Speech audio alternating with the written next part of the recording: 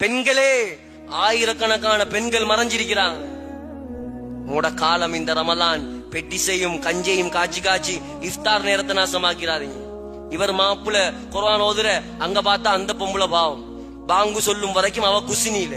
பாங்கு சொல்லக்கூடிய நேரம் கஞ்சி காய்ச்சிற நேரம் அல்ல, துவா கபூலாகிற நேரம் அது. பாங்கு சொல்றதுக்கு முன்னால மாப்புல பொஞ்சாதி இம்மா வாப்பா புள்ள எல்லாரும் சுஃப்ரால உட்கார்ந்துடணும் கையேந்தி. இன்னலி சாயிமி தஅவத்தன் லா துரத்து, நோன்பாளி கேட்கிற துவாவை அல்லாஹ் கபூல் செய்கிறார். குறிப்பா நோன்பு துறக்கிற நேரம். இந்த நேரம் பெட்டி செய்யும் சம்சாவையும் முட்டை கட்லட்டையும் பார்த்து கொண்டிருந்தா நோன்புட அநியாயம் சகோதரர்களே, அநியாயம்.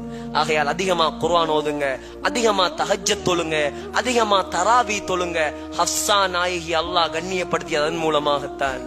ஆகையால் நம்முடைய ரமலானை அல்லாஹ்வை பயந்து முதல்ல